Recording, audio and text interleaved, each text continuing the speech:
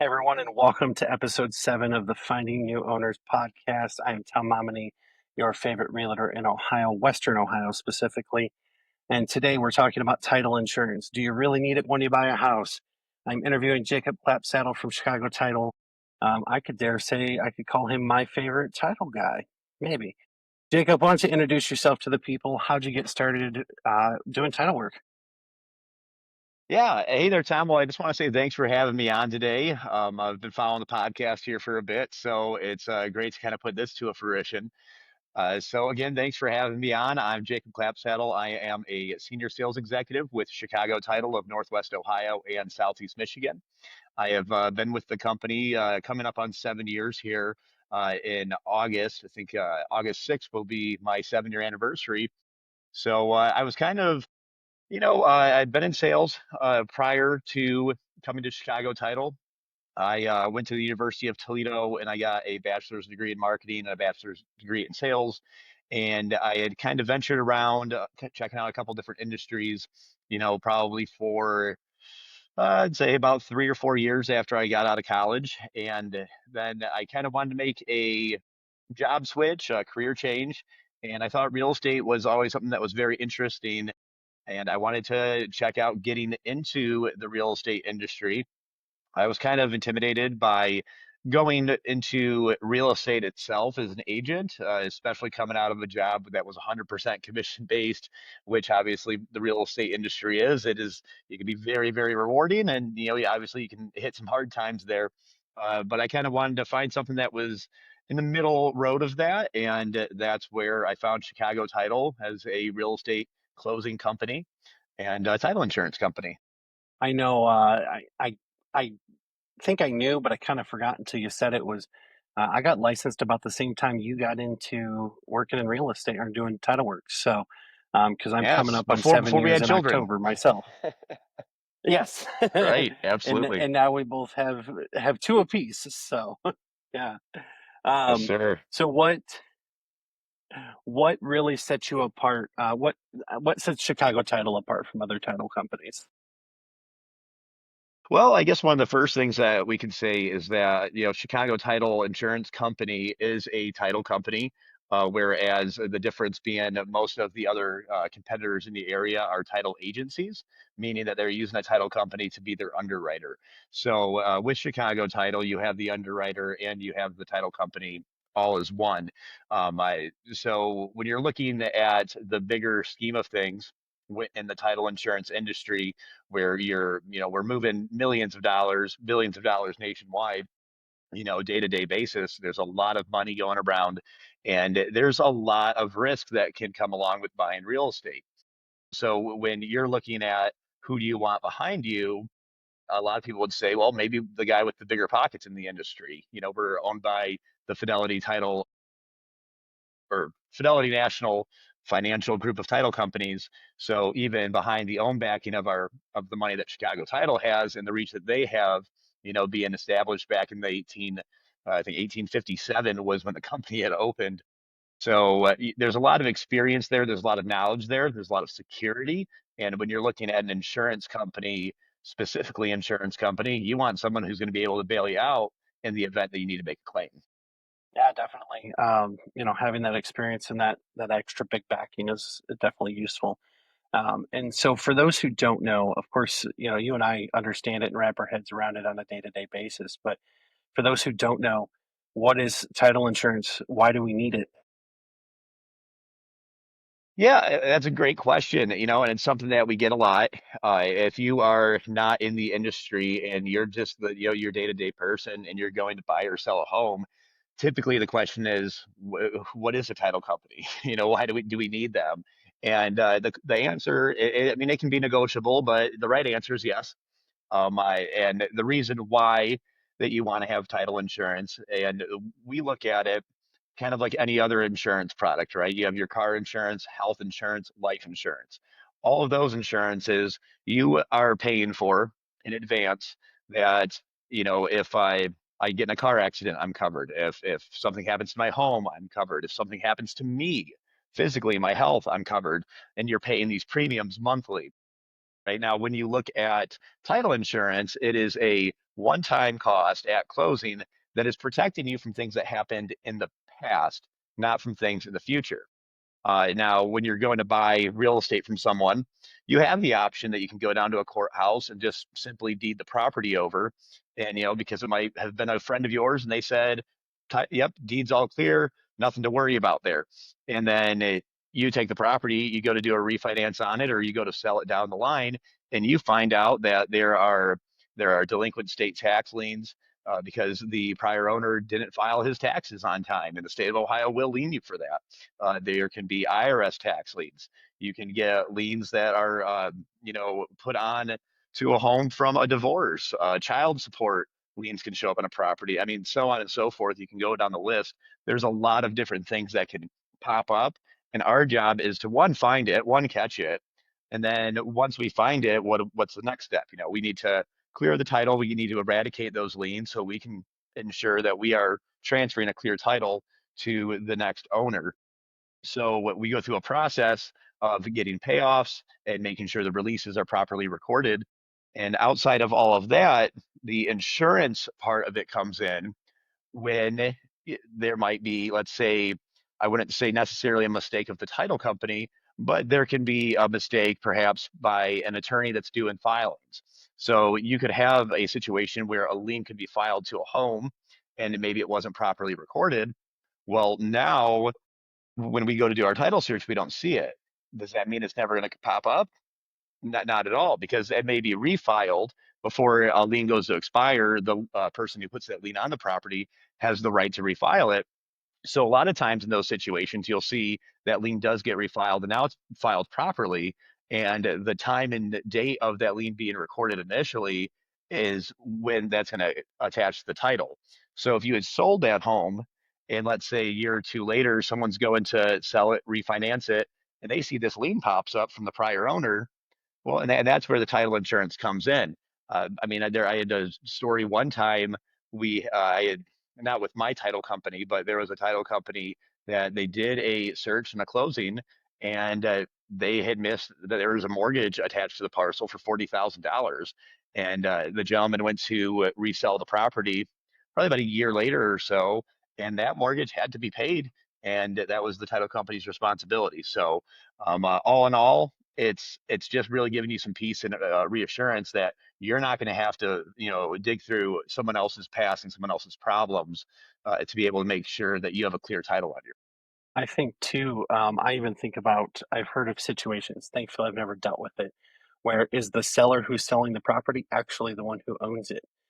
Sometimes somebody might buy a property from somebody, not do title insurance, not, do everything correctly and actually deed it over correctly, but just have it, hand it off, if you will. And turns out that the original owner still owns it. And then they're Sure. now trying to resell it to somebody else. And you got to find out, is the seller actually the owner, and that's key. I know that's part of my checklist is, even when I meet with someone to list their house, I have to go on and check with county records and make sure that, hey, Jacob really does own that house, I can really sell it for him, versus I get on there and I go, oh well, it says that Tim owns it. Well, who's Tim? Oh well, I bought it from Tim 10 years Sure. ago. Well, did you go file it at the county? No, we didn't. You don't own it. So Right. Yeah, well, and even to kind of follow up on that, I had just recently we had a deal that came through the office. It was probably about maybe a month or two ago, and the property had been quit claim transferred, meaning just transferred one person to another, no title insurance. They had probably 4 or 5 quit claim transfers in a row, and going back 3 or 4 prior owners ago, the person that sold that house did not have his wife sign off on the sale of the house. In the state of Ohio, obviously, we have dower rights, meaning that if you are married, both the wife and the husband need to release dower and sign off on that property. Now, we get it a lot at the title company where, let's say Tim comes in and he wants to sell his property. He's the only one that signed the contract. And we say, on the deed, it says, that you're married, your wife's going to need to come in as well. She doesn't know why she has to come in. He doesn't know why she needs to be there. And well, it's just one of the laws we have in the state here. It's a protective law, essentially just saying that you can't sell your real estate without your spouse's consent, which there's a lot of people that are in favor of that. There's a lot of people that are against it. But in this particular case, because they just did a quick claim deed transfer, didn't have any attorneys review the work, the guy was married, and when he had sold that house, she was still technically entitled to 50% of that real estate. So at that point, now you're playing the phone tag game, calling, trying to get in phone numbers, trying to get in contact with the prior owners, which really can be a headache when you're going 5, 10 years back. And luckily, we were able to find that person, and they were very willing to help us and said, you know what, I did sell that house, don't want anything to do with it, didn't know that I had to sign off on it. So that was actually one of three prior owner issues that we had to fix on that deal. But just another day in the life of making sure that we're transferring clear title. And thankfully, she didn't want anything to do with it because she could have raised a stink real quickly Hmm. and Hmm. could have cost somebody a lot of money. And that's insane. So um, I want to jump to another thing that you guys do beyond just the title insurance and getting that done. You guys also hold escrow, any type of escrow money there might be, as well as making sure that the funds everybody gets paid at the end of the deal.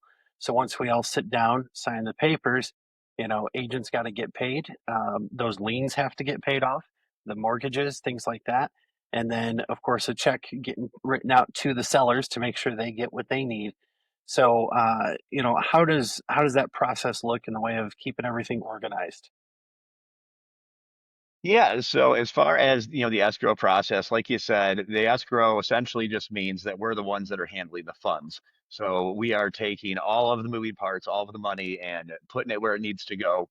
So we're taking, money from the buyers for their earnest money deposit, taking money from the bank when it comes to time to fund the loan, down payment money from that buyer, and then once we get all of that, before we just go ahead and give the seller their proceeds, we're making sure that the taxes are being paid. We're making sure that any liens are getting paid off, that we're getting authorizations to pay off mortgages, home equity lines, credit cards, vehicles. There's a lot of things that we've seen get wrapped in to a closing statement. I think one time, gosh, we had paid off 16 or 17 lines of credit for somebody on a closing.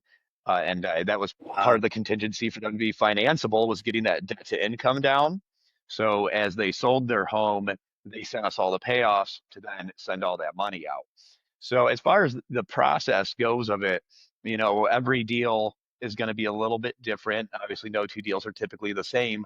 But, like I said, from the start, earnest money sent into us, and we hold on to that. That gets applied to the closing cost number.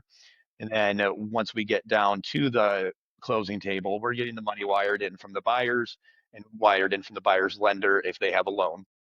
And we're then taking, like I said, looking at everything that the seller owes and making sure all of that's paid off, all the money's going to the right place, including home warranties. Now we're even seeing inspections, inspection companies that are letting, them themselves get paid off on the closing statement.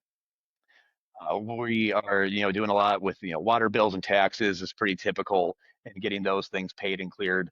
But obviously the main things are going to be making sure that mortgage note's paid off, any other loan liens that are against that property, and then also we're dispersing commissions to the real estate agents as well. You're talking about lots of different things getting paid off. What's one of the crazier things that you've seen get paid off, or most random thing, I guess? Um, as far as crazy, I'm not sure if any of it's too crazy. I would say probably the one that had, I think it was somewhere between the loans that they had and then all of these different credit cards. I mean, we paid, there was a Macy's card, a J.C. Penney card, Capital One, Chase, just on and on and on. And it's not that we don't do it. Obviously we will, but it's not typical to typically be paying off all of these different personal credit line accounts, at time of closing. But I would say that's probably one of the more crazy scenarios that we've had. Outside of that, probably paying off vehicles for people. I think I've had that once where somebody had to have their truck paid off. The funny part was I think it was like less than $1,000 too. Like they had one or two payments left and that was it. Sure. But they didn't have the funds up front, so they just waited till closing. So I know, of course, you guys have closed a couple different deals. For me personally, you closed a deal where we sold our house in Holland 3 years ago and bought the house that we're in now. And I, it was it was really helpful to us. The closing on our new house ended up getting pushed back a little bit, and it caused us to be on vacation in Virginia. And of course, you start to go, oh, we're going to have to wait to sign till we get back. Well, of course, the sellers don't want to wait. You don't want the deal to fall apart. And so I love that you guys work with notaries all across the country. I don't know if international or not, but we got to sign for our house in Virginia at a McDonald's. Uh, what is what does that look like? Is it just in the states, or do you have notary connections outside the states, as well as even I know you can do some of them remotely, just via like a Zoom call like this. Yeah, so we can definitely have a lot of capabilities, a lot of reach. It's another one of the great benefits that we offer at Chicago Title, and being owned by a company like Fidelity. There's um, uh, so much capabilities that we have to be able to go above and beyond to accommodate people that it's not saying that all companies don't have something comparable, but really when you're dealing with a lot of smaller title agencies, they simply just don't have the option. They don't have the willpower or the means to be able to. So we do close people all over the world.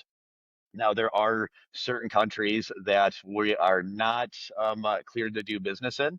Now, and that can be a whole nother conversation for another day. But as long as everyone is pretty much in a good standing with the United States of America, there's not really a country that we won't be able to work with. Now, for if you're buying, the one thing that we'll do, especially if you're an investor, you're buying cash, which that is a lot of the overseas closings that we do. It's investors that are buying here.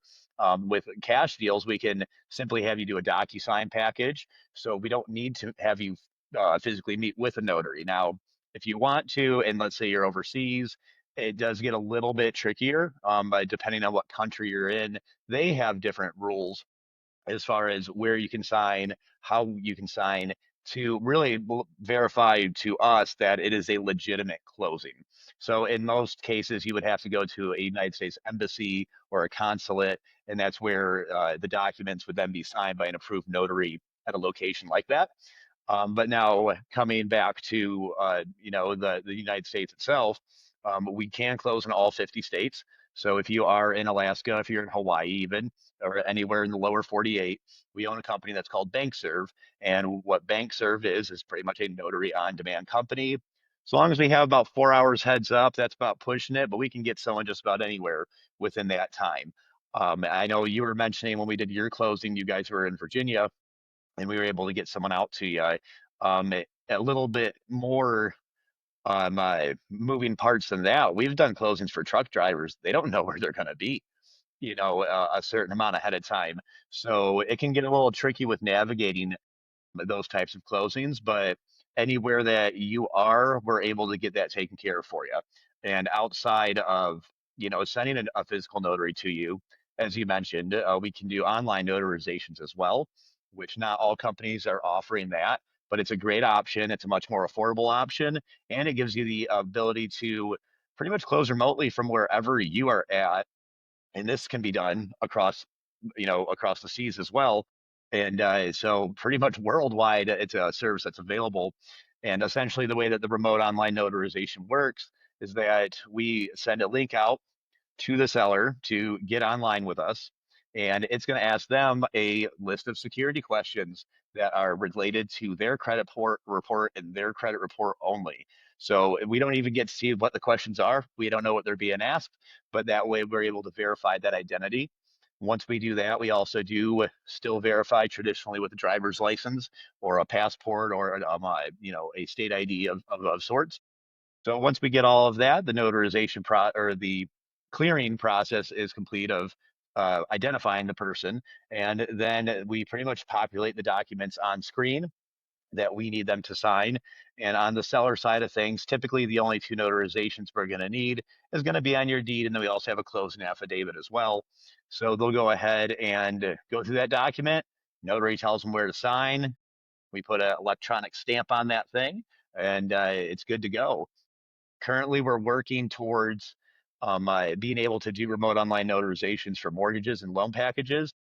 This right now is, it's not really that we are working on it. We are ready for it, and we're waiting for the Department of Finance and Insurance with Ohio to just get on board with being able to do these closings. Back during COVID in 2020, it started pushing a lot of these things into forward motion. And a big part of that for me, which is confused why we still don't have it, is because the bigger markets, the Los Angeleses, the Chicagos, the New York Cities, all started adapting at these online closings, which really can really be a game changer here for us in Ohio if we can get that opportunity. Yeah, definitely would be helpful. And I know even like during COVID, there was the infamous parking lot signings, and A lot of signing parking at the lot window of signings. someone's car. Yeah, yeah. It had some Uh, on um, 9,500-degree days. Not very pleasurable, but you got to do what you got to do to get the job done. sure did. Yes, we did. That was some crazy stuff. So, um, anything else you want to add that you feel people need to know about title insurance, Chicago title, escrow, any of that stuff? I think, we covered a lot of it, but the baseline of it is to get the title insurance. It's not that expensive in the grand scheme of things. And just bounce one more story. I just had this closing last week. A gentleman bought a property in Toledo, real good deal on it, right? It's always a really good deal when they have to quit claim it.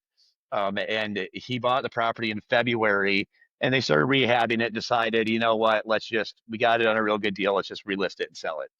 Well, he trusted the guy that he bought it from, and the guy that he bought it from had not paid his property taxes. He was $6,300 delinquent on property taxes. He also had a delinquency of $23,000 with the water company. On top of that, there was one other. It was a prior owner from 2 or 3 owners ago, state tax lien of about $560 that he had to pay off. Now, luckily, we were able to help negotiate the water bill down for him.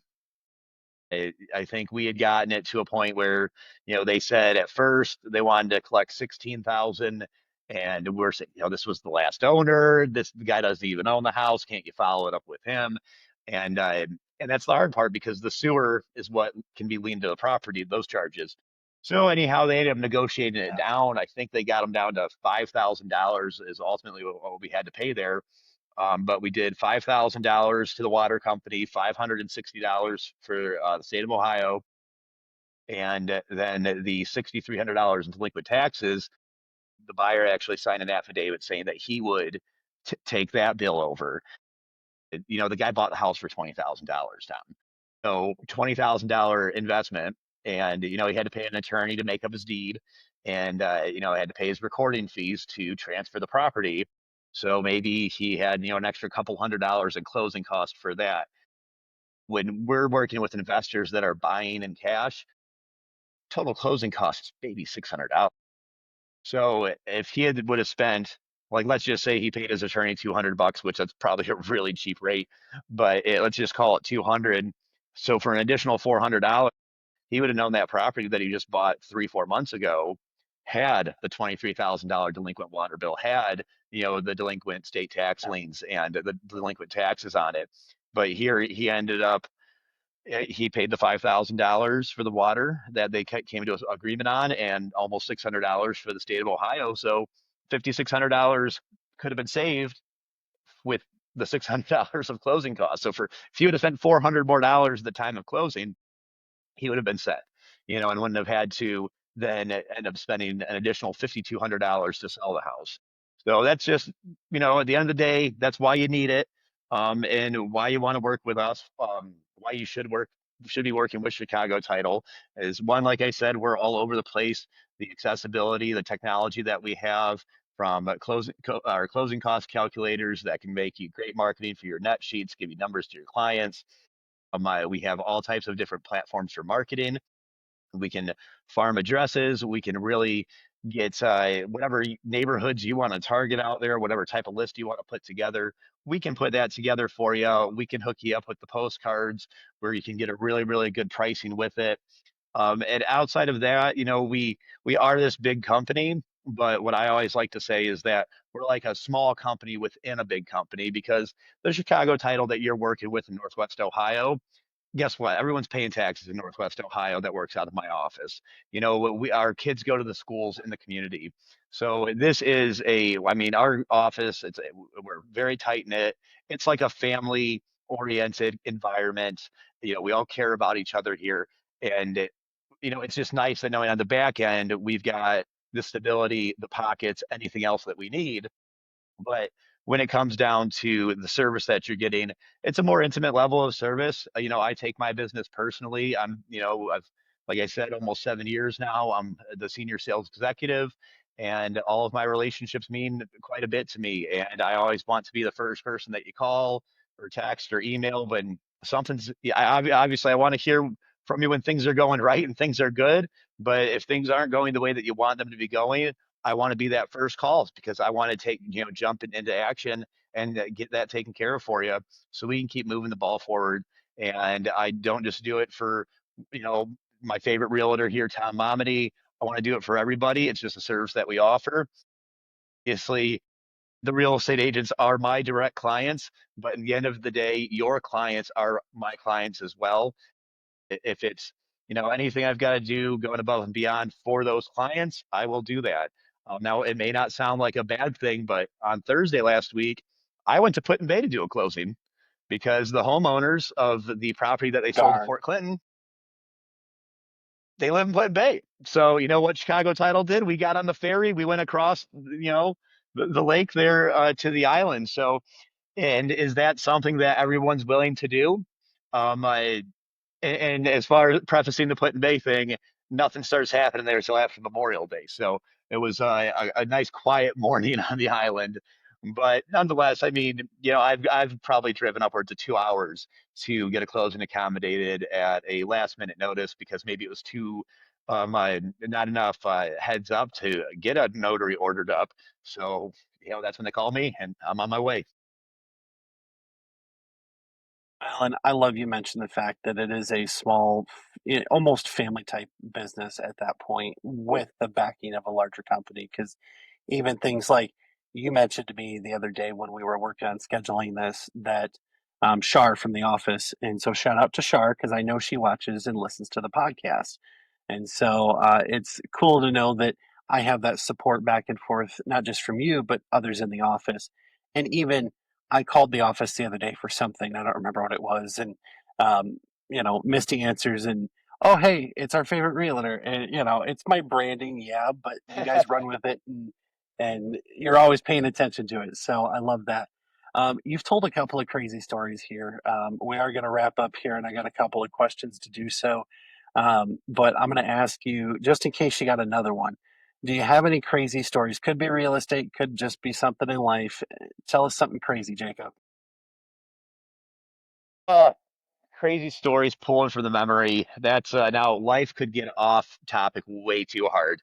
Um, I think maybe just kind of sticking back to just the need for the title insurance. One that comes to mind was a deal that we had closed last year, and this was a situation where nothing was missed by the title company. It was just kind of unfortunate circumstance of timing, if you will. So we had opened an order. It was probably mid to late January. It was due to close late February. However, it was a FHA deal, and the deal had gotten delayed probably about 2 or 3 weeks before it finally made it to the closing table. And you've sold a lot of homes, you've worked with a lot of buyers, had a lot of FHA deals. You know how those ones can trail on. So anyhow, so we opened it in January, supposed to close in February, gets extended till mid-March. And it was probably about 2 or 3 days prior to the closing. We have to order an update for our title commitment to make sure nothing's changed with title. And as we order this update, we see that the Department of Taxation for Ohio had just assessed a $13,500 lien to the property on March 5th. So had we, been on track to close that property on a more timely based frame, we would have closed it, not realizing that we just closed it with a $13,000 lien on there. And then here come a little bit later, the seller, they go to sell the property, refinance, that's us on the hook for the $13,000. So I think, those things kind of happen more often than not, but it just goes to show you that nothing's impossible with it. And even though you're hiring the title company to make, because a lot of times the question is, well, you guys did the search, you saw there was nothing wrong with the title. Why do I need the title insurance now? Well, something like that is a perfect example why. Outside of that, probably maybe some mechanics liens popping up. I think one time we had a deal where a roofing contractor tried assessing it was around $20,000 he had put on a roof, but it kind of got into a dispute with the sellers, and the sellers don't know what their state of mind was. If they thought, screw this guy, we're selling the house, what's he gonna do? But he went ahead and put a lien on the home, and the owners of that property were able to get the lien removed based off the fact that they had changed ownership of the home. But in the event that we just do a search on the property and we close on time, if something came in a couple days before the closing, and there's no reason for us to do that additional updated search, that's when a lot of those things can happen. So bottom line is get title insurance, and then you never got to pay for someone else's mess. For sure, for sure. Um, and then last question I always ask everybody is, if money and location were not a factor, where would your dream home be and what would it look like? Ooh, that's a good question. Well, I would say for the time being, it would probably still be local to where we're at, just because the young babies want to be able to have grandma and grandpa around and whatnot. Uh, so as far as the dream location, I live in Millbury, Ohio right now. I'd like to live a little bit further out in the country, maybe a little bit more surrounded by some fields. But I think the dream property would probably be 3 to 5 acres. We have a nice big house, nice big pole barn, probably a pool in the back, and I like to have some woods back there too. Just really in a state that you could see yourself wanting to retire at. Make sure you got the first floor master and all of that. But and it's currently the goal. Now, outside of that, if I could change the weather in the area to be a little bit less seasonal, I think that might be the other thing I would do. But so as far as picking up and moving across the country right now, that's not happening until the boys are older. So let me play devil's advocate then. Is what's the long term? Boys are graduated, grown up, and now you have all the money in the world. Where are you going? You can take the whole family with you, grandparents and everything.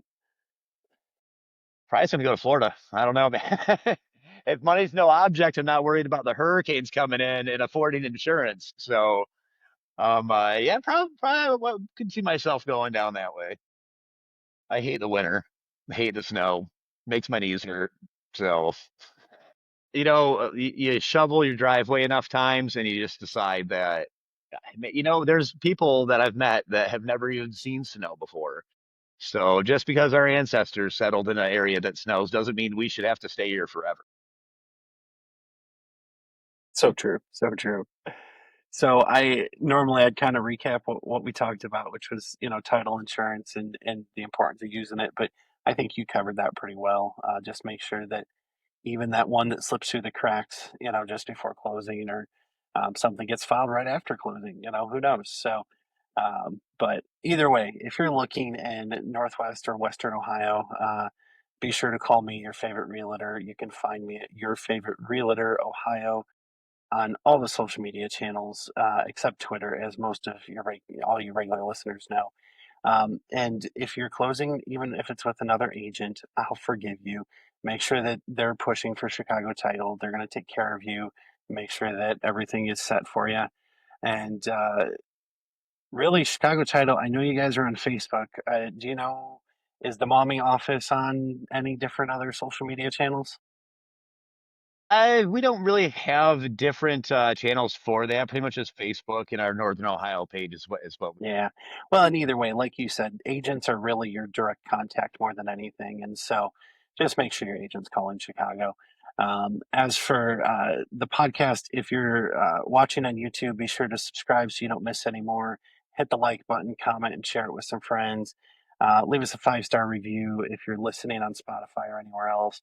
And if you know someone I need to interview, email me at findingnewownerspodcast@gmail.com.